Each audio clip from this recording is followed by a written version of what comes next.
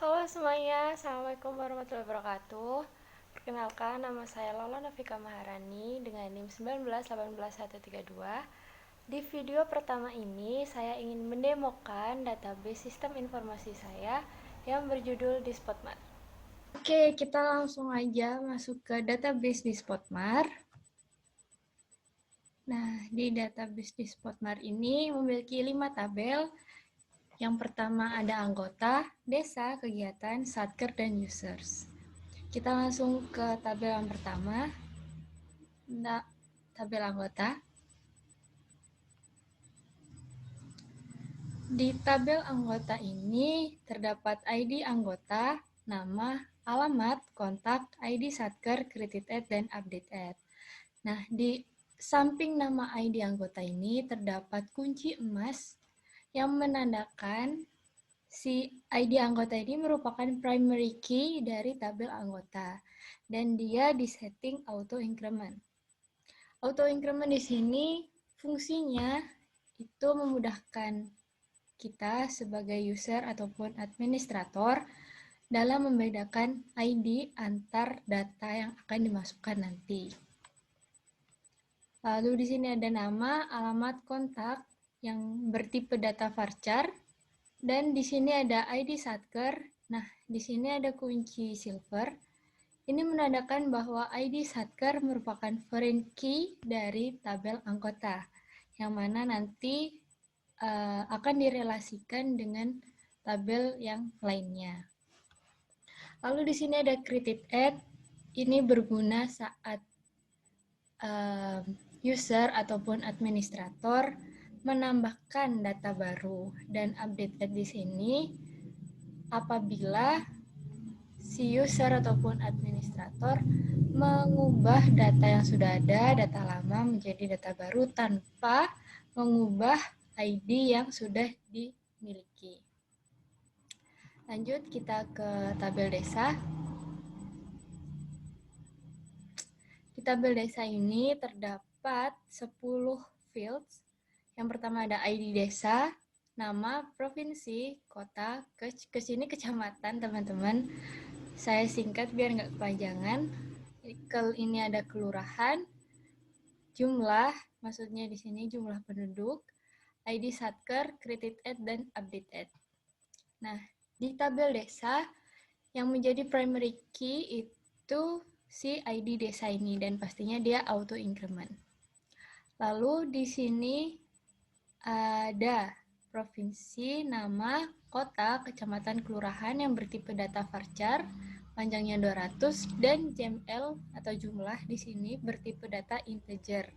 Kenapa nggak varchar? Kenapa integer? Karena nanti waktu user ataupun administrator mengisikan, menambahkan data baru, ataupun mengubah data yang sudah ada, di bagian jumlah ini kita hanya membutuhkan angka. Jadi tidak membutuhkan huruf ataupun simbol-simbol yang lainnya. Jadi saya setting bertipe data integer. Lalu di ID satker, ini dia merupakan foreign key dari tabel desa, yang mana nanti akan direlasikan dengan tabel yang lainnya. Lanjut kita ke tabel kegiatan. Di tabel kegiatan, kita ada ID kegiatan, nama, ID desa, ID satker, created add, dan update add. Dua field ini pastinya akan ada di semua tabel yang kita miliki untuk menambahkan data baru ataupun mengubah data yang sudah ada. Nah, di tabel kegiatan, primary key-nya itu ID kegiatan. Nah, dia pasti auto increment. Lanjut, di sini ada nama bertipe data varchar yang panjangnya 200. Nah, di sini ada dua foreign key yang terdapat di tabel kegiatan. Yang pertama ID desa dan ID satker. Dua ini nanti akan direlasikan dengan tabel yang lainnya. Lanjut, kita ke tabel satker. Satker ini satuan kerja. Saya singkat biar nggak panjang-panjang. Nah, di sini ada ID satker, nama, induk, level, created at, dan update at. Di tabel Satker ini yang merupakan primary key itu adalah ID Satker, dan dia pastinya auto increment. Yang lainnya bertipe data varchar. Lanjut kita ke tabel yang terakhir, itu tabel users. Nah, di tabel ini sedikit berbeda dengan 4 tabel lainnya, karena di tabel ini lebih fokus ke data-data si user ataupun administrator yang registrasi gitu. Di sini ada ID sebagai primary key-nya si tabel users, ada name, status, email sebagai foreign key, email verified at, password, created at, dan update at. Nah, di sini di passwordnya bisa dilihat di setting seperti ini. Jadi apabila ada user atau administrator yang baru registrasi, lalu memasukkan data-datanya seperti name, email, password, data dia akan masuk ke database ini sesuai dengan yang diinputkan, kecuali di bagian password. Karena untuk menjaga keamanan si pemilik data ini. Tuh, lalu di sini ada status, ada perbedaan antara Lola dan Luli. Lola memiliki status 0, yang mana Lola ini merupakan administrator dan dia memiliki akses masuk ke dashboard. Sedangkan Luli ini merupakan user, jadi dia tidak bisa masuk ke bagian dashboard. Jadi sebagai tamu lah istilahnya. Lanjut kita ke bagian relasinya. Nah, ini relasinya teman-teman. Garis hijau dan garis biru ini menandakan adanya hubungan atau relasi antara fields dari tabel satu ke tabel lainnya.